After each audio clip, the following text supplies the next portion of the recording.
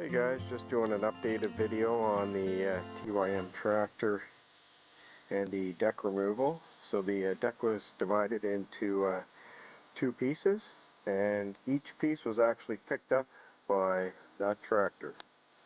I was actually surprised it was able to pick it up, but next step is to level out this backyard, mainly this hill, and take out that stump. And this tractor is going to be used for that.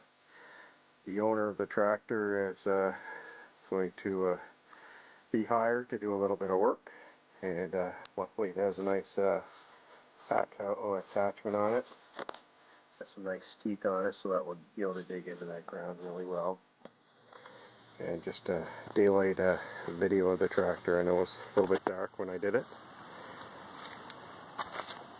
So luckily it had the forks on it, and he was able to put that under each deck piece and chain it up.